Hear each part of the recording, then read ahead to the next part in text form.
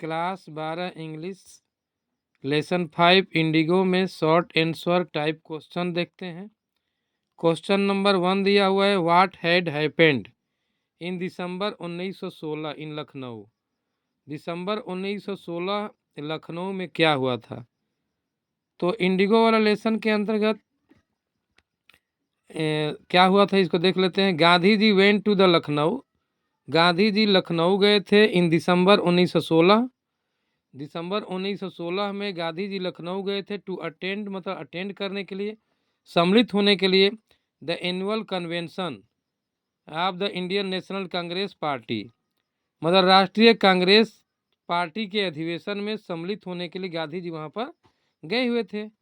And Rajkumar Shukla, और राजकुमार शुक्ला जो कि एक किसान था, had come to the Congress session, Congress के मतलब इस कार्यकाल में मतलब वो पहुंचा था। टू कंप्लेन मतलब शिकायत करने के लिए about the injustice of the landlord system in the Bihar, Bihar में जो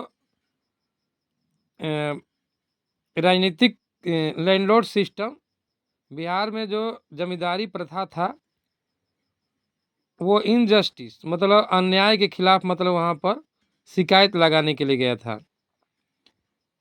मतलब गांधी जी जैसे कांग्रेस के अधिवेशन में वहां पर पहुंचे थे, जैसे ही मतलब राजकुमार शुक्ला को पता चला, राजकुमार शुक्ला जो एक किसान था, शेयर क्रॉप्टर था, वो वहां पर पहुंचा शिकायत करने के लिए, to complain about the injustice, अन्याय के खिलाफ of the landlord system in the Bihar, Bihar में जो जमींदारी प्रथा थी उसके उस अन्याय के खिलाफ कंप्लेन करने के लिए गांधी जी के पास वहां पर लखनऊ में ये पहुंचे।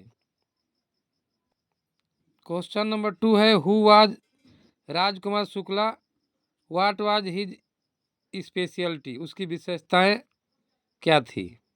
आंसर देख लेते हैं। Rajkumar Shukla was a poor sharecropper, मतलब राजकुमार शुक्ला एक गरीब बटाईदार वाले थे। अब द चंपारण में शेयर क्रॉपर बटाईदार वाले थे चंपारण के अंतर्गत बिहार में। ही वाज इलिटरेट, मतलब वो क्या विशेषता था कि वो जैसे एक तरह से अनपढ़ था, बट रिसोल्यूट फॉर हिज डिसीजन, लेकिन वो अपने निर्णय के लिए अडिग रहता था। ये आंसर हो जाएगा क्वेश्चन नंबर 2 का। चलिए क्वेश्चन नंबर 3 देखते हैं। Why did Rajkumar Shukla want to meet Gandhi ji, Rajkumar Shukla Gandhi ji से क्यों मिलना चाहते थे? आंसर लिख लेंगे, सिंस इंग्लिश लैंडलॉर्ड्स, चूंकि जो अंग्रेज जमींदार थे, force to the Indian share cropper, वो जैसे भारत के जो किसान थे, शेयर क्रॉपर थे, बटाईदार थे, उनको विवश करते थे टू ग्रो मतलब उगाने के लिए, इंडिगो मतलब नील की खेती करने के लिए अंग्रेजों के जो किसान थे वो विवश करते थे भारतीय किसानों को। ऑन द लैंड मतलब उनके ज़मीन पर, मतलब उनको अपने ज़मीन पर नील की खेती करने के लिए वो विवश करते थे।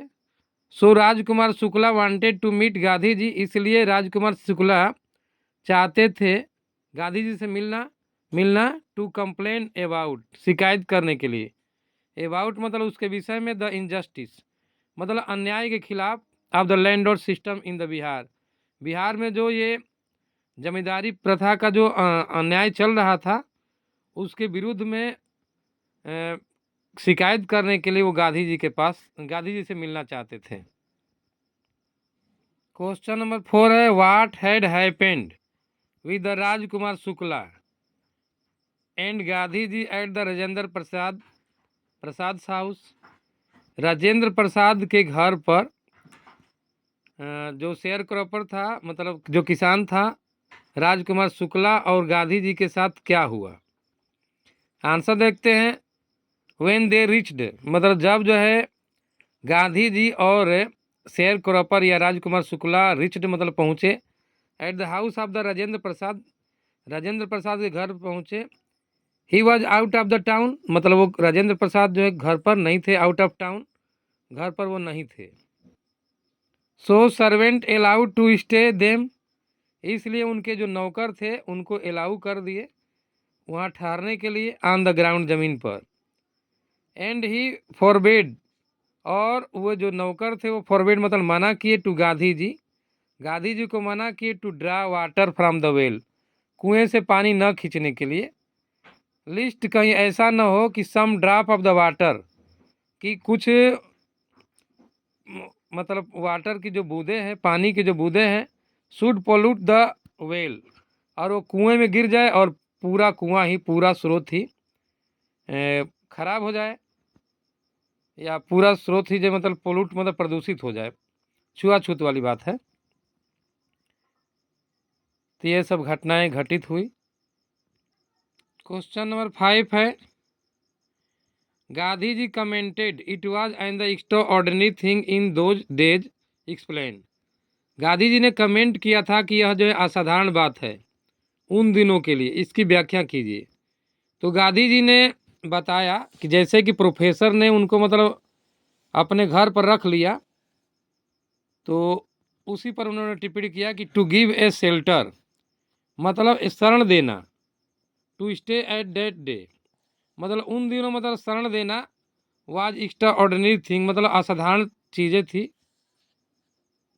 सो गांधी जी कमेंटेड मतलब गांधी जी ने इसलिए कमेंट किया क्योंकि चूंकि गांधी जी हमारे तो जैसे भारत के लिए हितैषी थे ही, लेकिन अंग्रेजों के हिसाब से वो जो हितैषी नहीं थे।